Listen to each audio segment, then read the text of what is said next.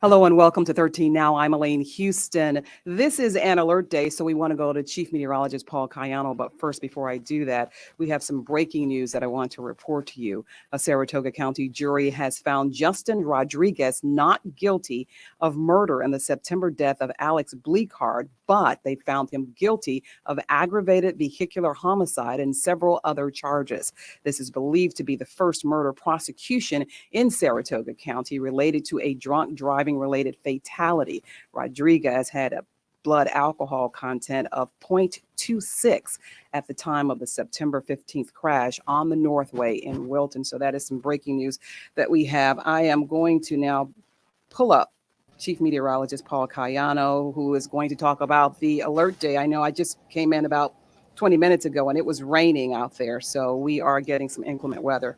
Right, Paul?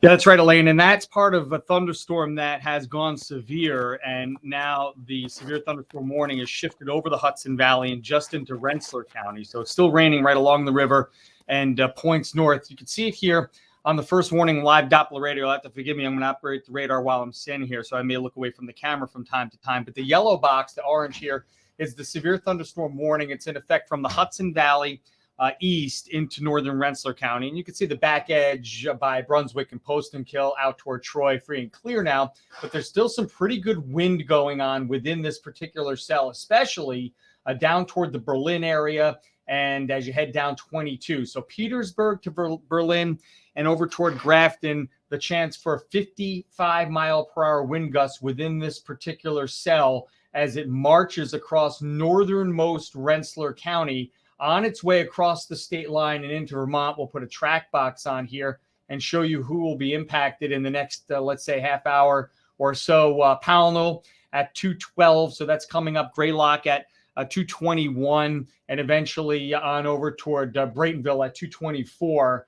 This particular thunderstorm has a history of producing strong wind gusts and some hail. We'll see if we still have hail associated with it. It doesn't look like much, so let's say small hail a possibility, but this particular severe thunderstorm warning is in effect until 2:15. So it looks like it's going to expire in about 10 minutes. We'll see if the Weather Service extends this warning into southern Vermont as the particular cell works its way toward the state line. We'll talk about a couple of other cells that we've been watching with time over portions of the Hudson Valley. We'll go back to the radar and you can see a pretty strong cell now over right in the middle of Columbia County. It looks like right around the Claverick area. It looks interesting. There's a little tail on that particular cell right here. When you see that, that means that there's some rotation involved in this. Doesn't mean that there's a tornado or a spin up, but it does mean there's enough shear in the environment to produce some rotating clouds, and that's the precursor for maybe a supercell. So that's what we're going to be watching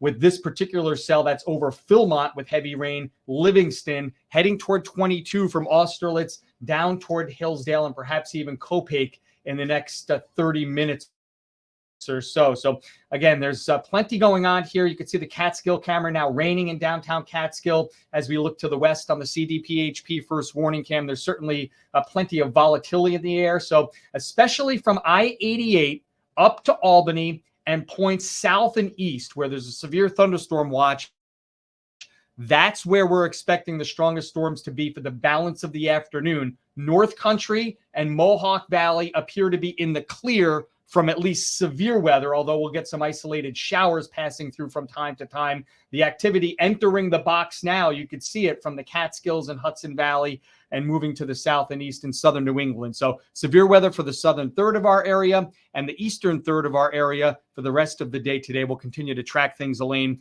as we get closer to the mid and latter portion of the day. Temperatures with some sunshine will be bouncing back into the middle and upper 80s, even behind the rain. So it's going to be a sticky afternoon, even for those who don't get the showers and thunderstorms. All right, Paul, thanks so much. Got it. And we will keep you abreast online as well as on the air about the inclement weather that we are going through right now. I want to do something, and just in case you were just joining us, I want to go back to the breaking news that I talked about earlier, and that is that a Saratoga County judge has found Justin Rodriguez not guilty of murder in the September death of Alex Bleekhard, but they have found him guilty of aggravated vehicular homicide and other charges.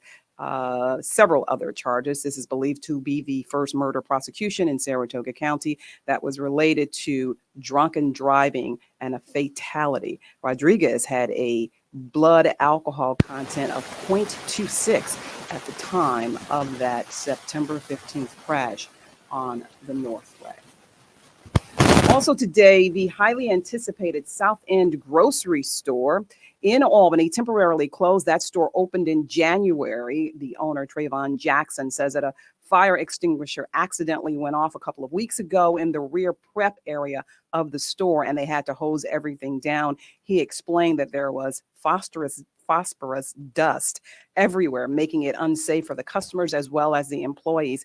This all happened around the time that they hit their 6-month anniversary. So Jackson decided it was best to shut the store down, do a 6-month cleaning, and restock the produce. And that is certainly disheartening for the residents who live in that area because they have for so long existed in a food desert.